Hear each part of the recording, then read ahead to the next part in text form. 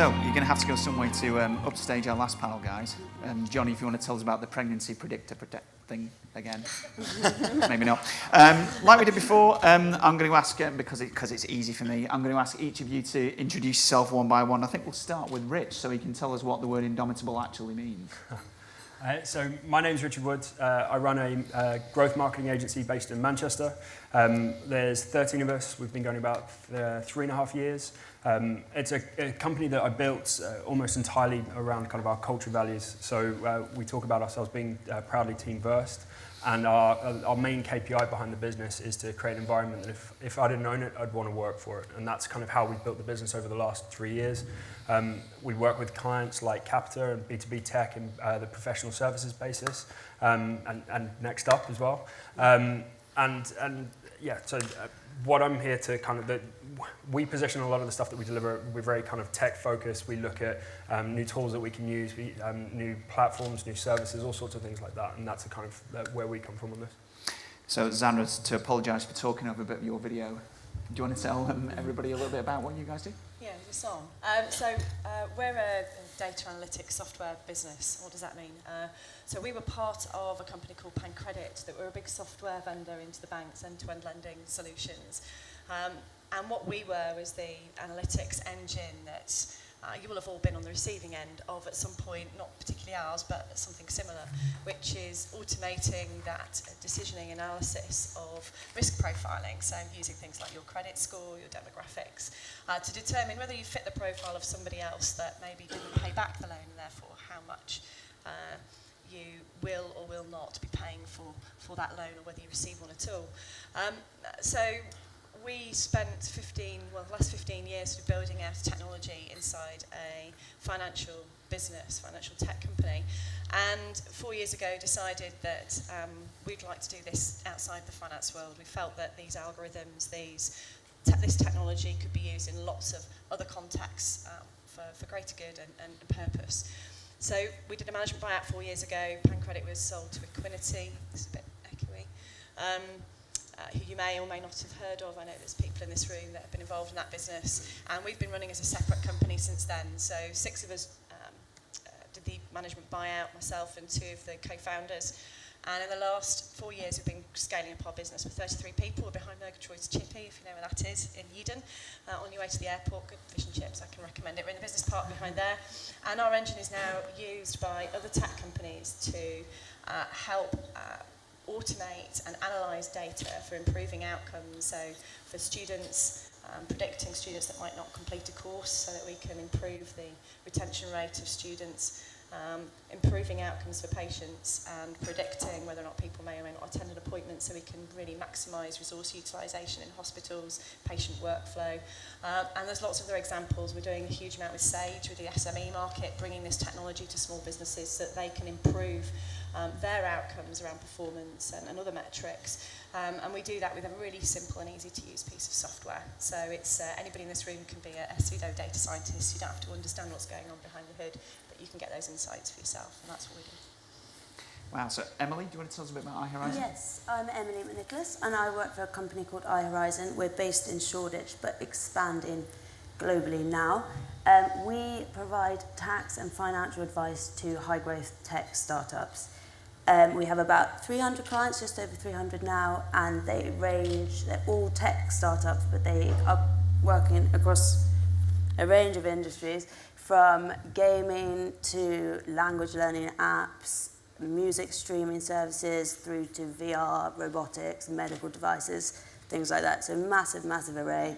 And we typically take them on from inception or soon after, when they realise how important it is to have their finances up to date and in order, through to either an exit event or when they're big enough to take their finance function in-house. And then we continue just to advise them on the ad hoc tax advisory kind of parts of it. Yep. Which leads us to Jonny. Hello, Jonny Ross, digital marketing strategist at Fleek Marketing. Was a former optician, and there was a bit of a story how I got into this. But with a marketing agency now, and working with clients from education to housing and veterinary and retail to hospitality, so a real mix. We focus mainly on training and consultancy and delivering campaigns, and been working with Victoria for a number of years, and great to see today. It's been talked about for a long time, and it's fabulous to be here. So thank you. You're going to have to explain to us the name Fleek Marketing, though, Jonny, at some point. Fleek. I think I know what it means. But On Fleek. It's is because that, of the right. amazing eyebrows that I have. No. But the Instagram, is it Daniel? Yeah. I'm sure we'll know the term Fleek. It's a buzzword, and if you're looking for a company name, when you Google it, there's not many others. It's a good name to go for, and we consider ourselves to be on point and of the moment. So there we go. you can see people in this audience checking whether or not their eyebrows are indeed on fleek. So, Rich, I think we'll start with you. Inbound marketing. Yep. To those who don't really understand it, how do you explain it to the general audience? So inbound marketing has kind of, I mean, there's loads of facets to it, but the inbound marketing for us is effectively creating kind of marketing and sales processes that is helping drive clients into a fold. So people who are actively searching things. So like Lexi was talking a lot about kind of search trends and things like that. So people searching for products or services would end up at your website and then inquire about your products, and that's how they enter into your marketing strategy. That's effectively what we talk about when we talk about inbound marketing. So how much do you think you need to do with clients if they're going to move towards getting value out of what you do from where they are right now? Is it a big learning piece to do with them? Quite often. So a lot of the clients, when we originally start working with them, they've bought data lists and then had a telesales team bash the phones and kind of alienated a lot of people, or they've ended up sending out a bunch of email marketing comms, and we've all had the kind of the spammy crap that comes through, both in a professional basis, but also on a personal basis. We get a lot of email crap, and that's where a lot of our clients move to, and then actually kind of walking them through the journey of, well, we're going to create content, we're going to create a narrative, we're going to educate people as to why they need the service. So if you look at something like Next Up, there's quite often an education to around what the service is, how it works, how it can benefit you, and it's about creating content and a process and kind of driving people through that journey. Where does a human element sit in that? So the human element, so there we're resting more on, like we start to look at conversational marketing from the inbound side of things, but the human element for us, and this is the part of marketing I get quite passionate about and start to wax lyrical about, but for me, the way that we engage with kind of each other now is very kind of, I pretty much guarantee everybody in here will have a messaging phone on their app. If you have a smartphone, you will probably have WhatsApp, Viber, you will have Facebook Messenger, things like that. And that's generally how we want to communicate with each other. And that's starting to bleed into kind of your business communications as well. So if you look at one of the things that we do a lot of is the conversational-based marketing, which is like if you went to our site, you would see a chat box there. You can either chat with a human, or it could be a chat bot, which is kind of designed to get the same information out of you later. When we talk about that being more human, that as if traditionally, I say traditionally, we're only going back a couple of years, but traditionally with marketing, you would go to a website, you would download a guide, 24 hours later, if you're lucky, a salesperson would then give you a call to talk to you on their terms. Whereas where we're looking at now is humanizing that process and switching that around. So if you want to find out about some sort of information from us on our website, and by all means, go and check it out. The sales guys, go and play with them and whatever on our website. But if you want to find out something about our products or services, you can do it then and there in your time frame. There's no kind of disconnect. And it's much more human because you're having a conversation. You can ask the questions. You're not just getting the information that I'm ramming down your neck. So not the kind of racist chatbot that Lexi was talking about before. No, not just yet. But thinking about, going back on the theme of making what's an inherently technical process understandable and sort of be able to touch and feel it from the audience's point of view. Zandra, how easy is it to bring big data alive to an audience that might not get it? How do you get it across to them? Yeah, so it's an interesting challenge, I think. One thing that we're really passionate about is bridging that gap between those people that know how to use the technologies that can mine data, find correlations in data, and those people that actually know what to do with those to actually make an intervention which changes something. So what we've really try to do with our technology is bridge that gap. And what I mean by that is, if I talk about correlation and causation, I'll try not to lose this. How many of you did probability at school? We all know some basic maths, yeah? None of this is new stuff. Maths has been around a very long time. What we're doing is just trying to make this simpler for people to be able to interact with in volume without having to be a mathematician or a data scientist. So anybody here could build a probability tree to find a correlation between an outcome and perhaps an indicator of why that was happening. Now, we know that boobs, Lexi, don't mean that you're going to go and suddenly buy a whole load of businesses that do breast implants in order to increase your Bitcoin stock, because that's not going to work. We know that intuitively, but equally, if you've been experienced, as you all are, in a sector, and somebody shows you a correlation to an outcome, and you go, well, actually, that might be correlated, but it's not changing that thing is not going to make a difference. Let me give you an example to try and put that in context. We work with colleges and universities and hospitals, so I'll give you an example of a correlation in a college. We want to predict students that might drop out in the first 6 weeks, because fundamentally, once you've lost that seat, you can't fill it again, so it's lost income for the college. But more importantly, you've got a student who's making a fundamental life choice, and dropping out of a system, maybe permanently dropping out of a system. It's better for both if we can predict that and find interventions to stop that from happening. So the correlation, when we chucked a whole load of data at the model, was the students that didn't have a library card were most likely to be, the library card and not having one was an indicator, most likely indicator that they may be about to drop out. Now, you're not going to go and tell them all to get a library card, because that's not going to make them stay.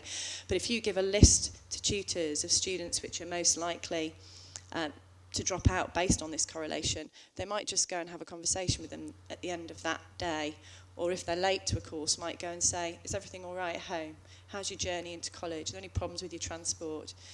So all it does is it acts as an indicator to enable an intervention. And for everybody in this room here, it's about recognising that we need experience, domain expertise, in conjunction with data insights together to actually make true effective change that doesn't just change and make us more profitable, but actually is what I call a double bottom line. It's about societal change. You can actually change whole systems, societies, and the way organisations work by applying knowledge and domain expertise with this huge amount of data insight we've got. That is what I want to try and achieve with our business, and bringing those two things together is really powerful. So I hope that helps to explain it.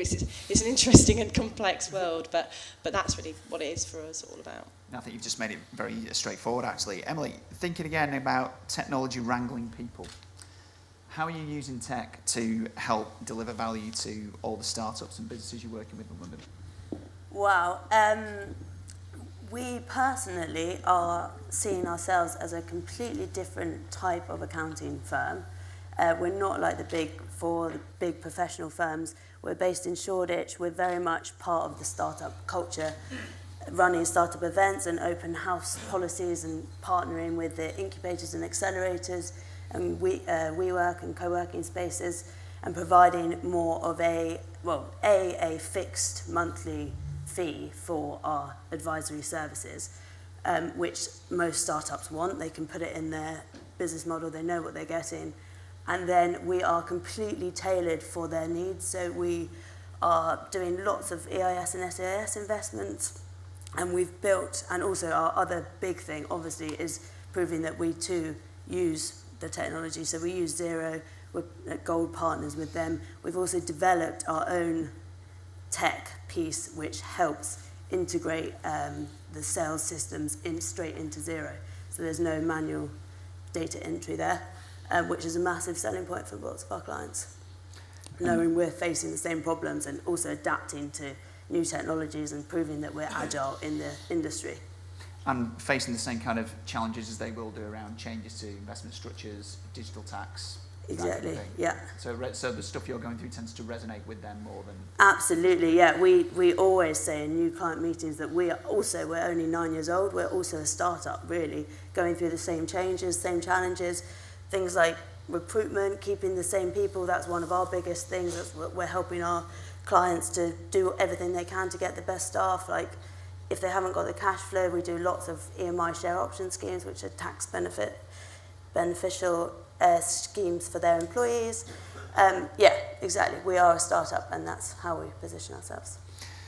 So, Jonny, we know you do a lot of different things, but you talk about voice search particularly today.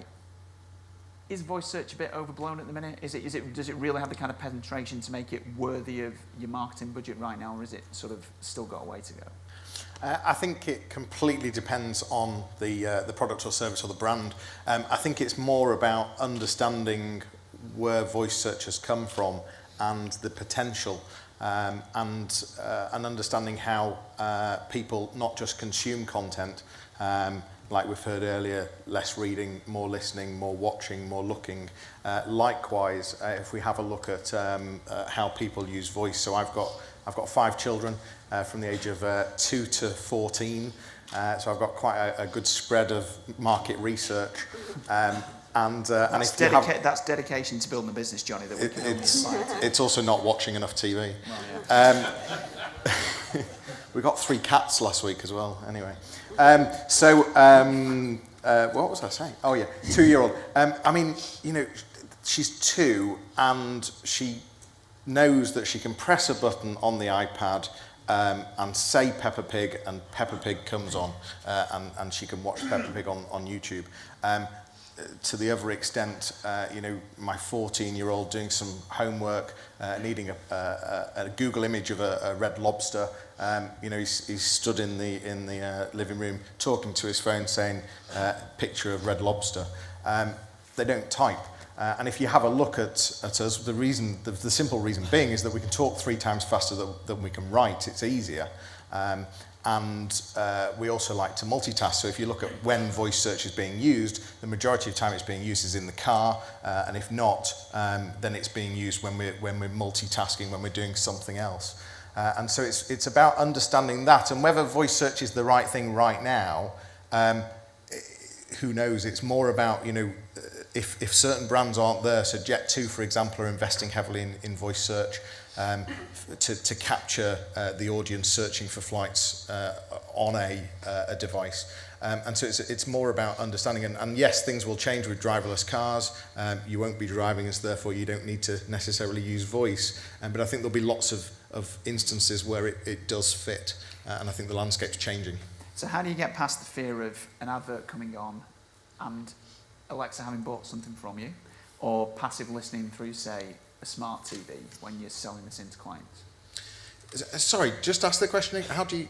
So we've seen some interesting stuff. This is where I get geeky. Coming out of the Advertising Standards Authority, where we've seen, for example, voice devices being triggered by adverts. Yeah. How do we get past the fear factor of that to make it something that clients feel like they want to embrace, they want to put the time into, or is that really only a problem for the bigger brands? I think it's more the users getting more familiar with it. So I think devices are becoming better at understanding the user. I think there's a few things here. So first of all, we as users are probably going to adapt in how we talk to devices. So I think if you were to ask people's experience of voice search, then 70% of them will say it's a crap experience, and you ask for something and you really don't get the answer you were looking for, or it doesn't understand what you were saying. So I think the first thing is that there's lots of machine learning going on, but at the same time, we as users will understand how to talk differently to get what we want. A bit like searching in Google, we've changed drastically how we search in Google, going from very short words to now very much longer phrases that have intent, that have some understanding to get exactly what we want. So I think it's more about the we as users will change, and the machines are also learning. You've got Google who have invested in 3,000. They've got their AI reading 3,000 romantic novels to try and understand how we talk. So I think it's. I have no segue from that at all, apart from to throw this to Emily. Emily, we asked Mike before about whether or not the insurance model is still fit for purpose, about what you're doing.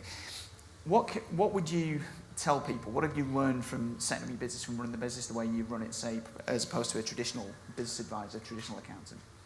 Yeah, I think, there are lots of traditional industries which are still quite an untapped resource for tech innovation. And insurance, I'd say, is one. It's actually the question I'm going to be posing to my table later. So our TBC, the other industries. But insurance is definitely one. I've seen a few, it's a whole new brand, InsurTech, coming up. And there's a few like sort of platforms that link parties together. But mainly it's been, agile and nimble and flexible to the new demands of different people. Cyber risk is massive. And just keeping up to date with all the trends. I'd say. Good answer. So, Zandra, having said that, it's kind of the question we asked before. When you look at the kind of tech that you're involved with and that you're promoting to your clients, I think it's fairly easy to get intimidated by it. How is what you do relevant to any business? He says, asking the impossible question. How do you make it easy for people to buy from you? I think there's two things that we do. I think Anna said it beautifully before, and neither of us are developers. But I've spent my whole life in IT businesses, but on the sales side of things, where your job is to take the complex and make it seemingly accessible and simple. And I've sold lots of different types of technologies, and you get used to sort of simplifying things. So part of it is around how we present this to people so that they can meaningfully engage with the technology and remove some of that fear factor, because a lot of the fear factor is around the language that we use and making it sound more complicated than it really is. Under the hood, it's maths, okay? It's just, there's a technology layer over the top of it, which is going to automate that. We all use calculators in the classroom. This is just a calculator on steroids that's going to tell you why something's happening. Yeah, so language is one part of it, and that's really my job, is to try and take that now. My mum's in the room. Put your hand up, Mum. My mum was my role model, so a real innovator and leader in technology, and she's been in the Leeds tech marketplace. She was selling the internet when it was the information superhighway and trying to convince banks to buy it. She was selling the cloud, and it's called AIP, Advanced Infrastructure Provisioning. And so I've had a really great role model of somebody who's helped me to see the beauty of trying to simplify things, because if we can bridge that fear gap, because it's all about fear, as Lexi says, a lot of this, and make people realise that this new stuff keeps coming all the time. We've just got to try and remove our fear around it. So language is one key thing. The other is putting it in people's hands as quickly as humanly possible and not creating any barriers to doing that. So making things free, giving them a copy of our software, letting them put it where they want and connect it to whatever they want to prove to them that this is as simple as we say it is. So language and experience. Make the experience simple, make the language simple, and you remove all that fear, and then the rest should come. So for us, that's what we try and do. And if anybody wants to try and understand what we do better and experience it, then they can have a copy of my software and apply it to whatever they're trying to do, and we'll show you really how simple it can be. So moving on to Rich now. Conversational marketing. Has the rest of the industry figured it out? Are you just a bit ahead of your time? Is this the next big trend, or is it happening right now? It's growing, and it's growing very fast. I think everybody in here would probably have played around with an online chat from kind of years gone by. They're not a new thing, but now what is new now is kind of the market's perception around this stuff. So like I said before, you're all used to using chat and engaging with things in this way.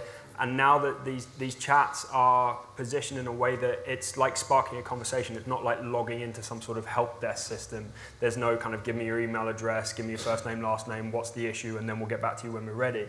It's very much here is a conversation then and now, and that's part of it. And then the other side of it is the rise of chatbots, and I'm not talking about kind of the cool AI robots talking to you. It's scripted stuff. It says, like, if you come to our website in the middle of the night, we have something called a night watchman, which deals with a lot of our American lead gen, where somebody comes to the site, we understand all of the activities that people are normally trying to get to on a site, the information they're trying to find, and we create scripted bots around that. And that I think is what's helping the kind of proliferation of the tech now.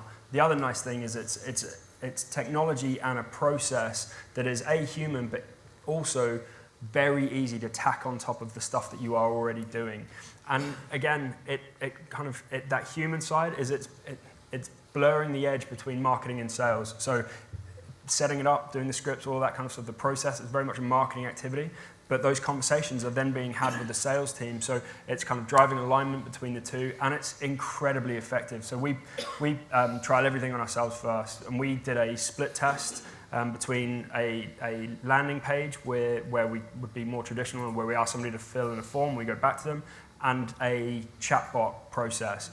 And the difference between that was a 10-fold increase in the amount of leads that we generated off the top of that. So the normal landing page was around about 3%. This was closer to 27%.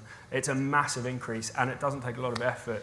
And I think because of the way that the market is moving in the kind of personal life, it's going to fuel that even further.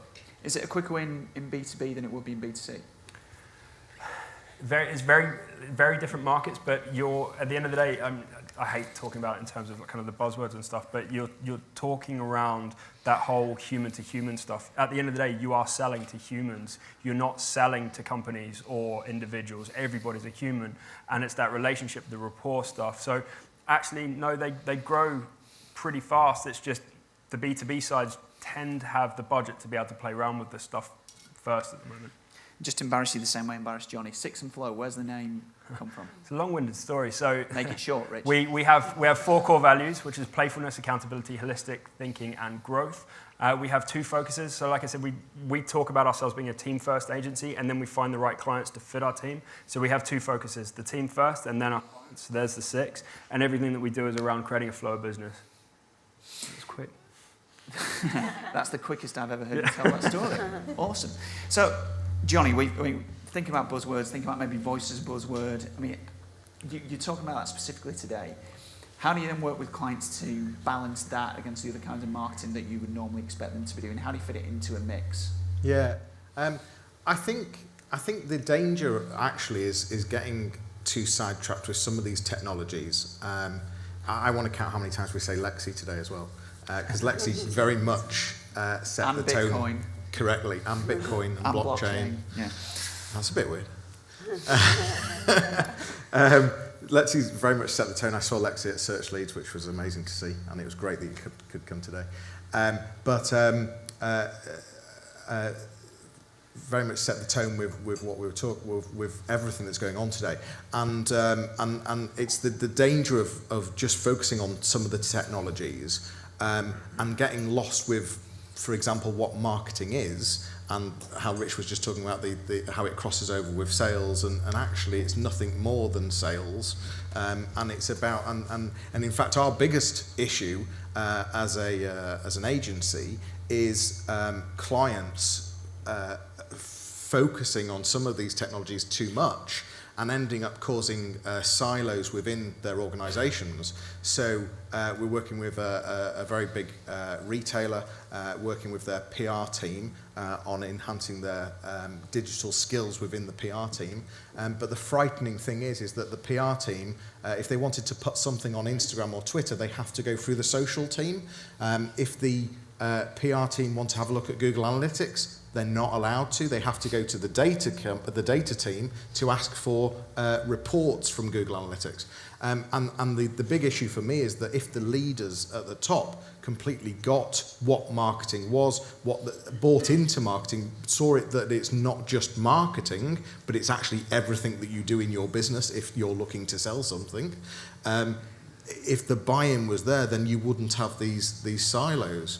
And that's the bigger challenge. Never mind the new technologies and the and everything else. And then a very quick other example is that we're working with a financial institute looking for a whole big social media strategy. And in their sort of 15-page document of this around the social media strategy, they mention customer service once, and they talk about how could we use social for customer service.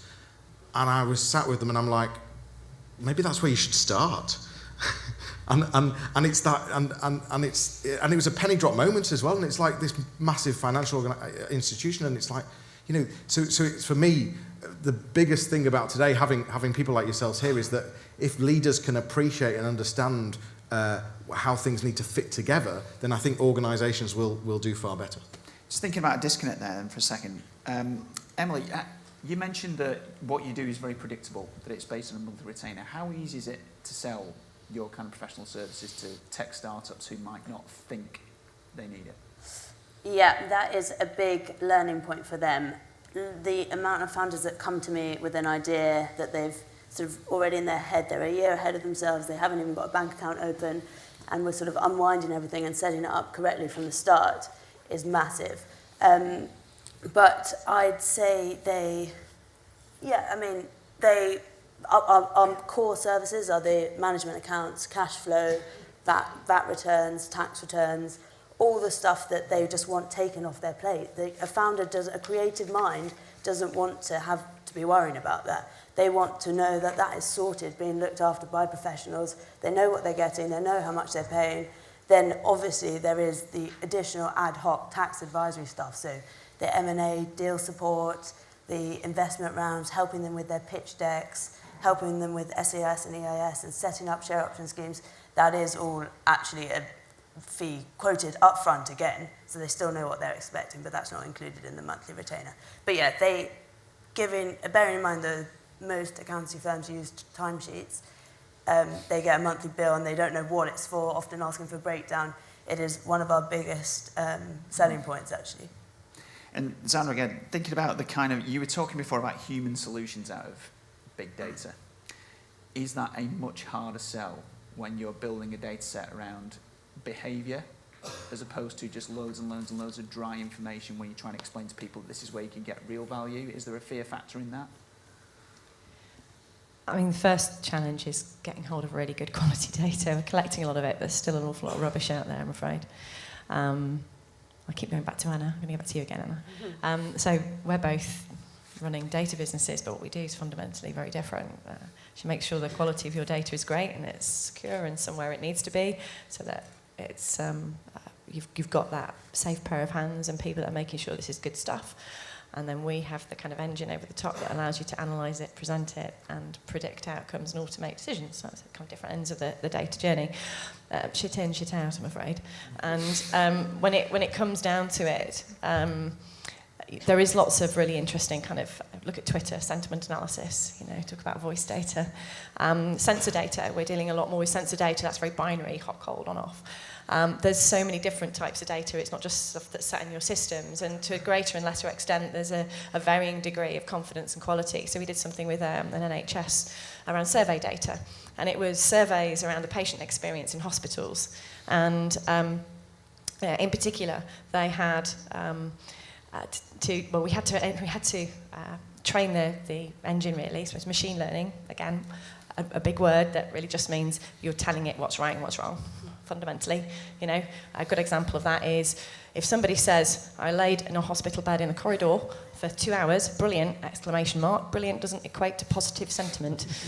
So in Britain we have quite interesting ways, colloquial ways of expressing our displeasure, which can use positive words in a negative context. So you have to train things to be able to identify whether or not that is what it is, and you're interpreting it correctly. So data analysis has its nuances, and there are ways in which to make sure, is this the right type of data, the right quality of data? And to varying degrees, there are stuff that you really can trust, and the stuff that you don't. And in our experience, in a lot of small businesses and growing organisations, it's their finance systems, where they're literally transaction-based, cash in, cash out. Who did we sell to, what did we sell, and when did they pay us? That seems to still be the fundamental baseline of what they trust. And for us, an awful lot of what we do is start with that as a baseline for businesses, and for organisations like hospitals and for education, we're dealing with patient record systems. So again, transaction, patient in, patient out, details around that. And in students, it's student record systems, student in, student out, what do they do whilst they were here? So transaction-based legacy systems that have been in those incumbent institutions for a very long time, collecting data as your start point. And all this new stuff, we still need to work on making sure it's valuable. Does that answer it? Absolutely. Good. And Okay. just on that point, and because I'm lazy, I'm going to pose the same question to Rich and Jonny at this stage. If we're relying so heavily on what tech solutions could benefit clients, do both of you worry that you just become resellers, or how important is the human element still to the kind of work that you do? Do you want to go first? Or? Can do. I think, I'm working with a manufacturing client, and the whole piece on automation. I think you can have the best automation in the world, but you still absolutely need the human element at the key stages of that automation. You can have, just like you can have the best software in the world, but you still need the right strategy and the understanding. So I don't think I don't think the human element goes. I think the difference is that where it does have the effect is the lower skilled human element, but the higher skilled senior leaders are just as important. And so I think you need the expertise, don't you? So for us, we don't. This is sound stupid. We don't sell products or services. We in terms of the way that we sell into clients, we sell solutions to your challenges. So everything that we do is around a challenge. So you come to us and you say, I can't find customers. The challenge that we will help you there is to help you find customers, and then we will look at the things that we bolt on for that. So what we're effectively selling is the strategic input, the knowledge and things like that. Because as soon as you go to the product or services, so we sell SEO, we sell this marketing automation tool, things like that. It's a race to the bottom. They will, at some point, people will say, okay, well, we'll just go and buy that off the shelves and try and do it ourselves. Whereas strategy and knowledge and experience, those things are very difficult to either bring in-house or to sell off the shelf. So that brings us again to the slightly worrying point of the panel, where I'm going to ask you all to pitch to the audience. Jonny, this seems to be right up your street, so go right ahead. What pitching to the audience? You are. Well, so I'm told. Pitching to the audience. We are maybe 2 or 3 things. We'd love someone to come and challenge us on our accounts. So that's very specific, but very open to being challenged on our accounts. Looking for, we seem to work really well with ex-corporates who have set up their own businesses, maybe sort of been going for 2 or 3 years, maybe have a team 5 or 10. Really get marketing. And that's a sweet spot for us. And then the last thing, we're looking to repackage some of the training that we do and upskill traditional marketeers, traditional PR agencies into digital. So looking for some help on how we could repackage that and put that out. Zandra? So we're now in this new bucket called scale-up, apparently. This is a new term that keeps getting thrown at me at the moment. We're a scale-up business. So we are 4 years in after an MBO, growing from 6 to 33 people, 75% recurring revenue, throwing some stats at you. We are looking to go through, we are in the process of looking at a fundraise at the start of next year, a level of MBO, cashing out a few shareholders, partially, not fully, and raising some money for the next stage of growth. We're setting an office up in Boston in the new year, just come back from getting all of that sort of set up. And we're looking at international expansion. We've never done that before. The great thing about software is it crosses borders nice and easily. And we're internationalised around language and all sorts of other things. So it should be easy for us to do. But doing international business and dealing with all of the elements that go with that, because you're probably someone I should speak to, tax and all sorts of other things that are going to create a barrier for us. We want to make sure that we're ahead of those problems before facing them and finding ourselves in a difficult position. So I'd like to speak to anybody who is interested in supporting us with perhaps some of our fundraising questions and interested parties, and anybody else that has any knowledge of international expansion and may be able to make some introductions into certain territories or people and advisors. That's me. Sorry, can you microphone? I have seen firsthand the huge benefits of having, Lexi's word, seasoned professionals on boards of young, high-growth tech startups. I'm massively pro it, so I guess I'm just looking to expand my network generally so that when my clients come to me saying we need someone who knows about X, Y, I can definitely be very happy to make introductions at a later date, as well as obviously all my clients often going through the funding cycle looking for angel investors. For us, our market changes at least every 6 months. Not our market, but the tools we use, the processes, strategies, all that kind of stuff. And for me, it's how do we stop magpieing and kind of going after the shiniest thing and making sure that the investment in time and effort that we put into learning new tools and implementing into our business are the right ones. And then also, I hate kind of bringing the word up, but like Brexit mitigation for us as well. So how can we, so we have primarily our business base is in the UK. We have some clients on the east coast of the States and some clients in Dublin. So it's what can we do across our business to mitigate whichever way it ends up going. Not that I want to get into that bit. Well, that's a good point to ask if anybody has any questions from the audience. Does anybody have any questions from the audience? Ideally not about Brexit. No? In that case, John, I think we're done. Guys, if you'd like to show your thanks the usual way.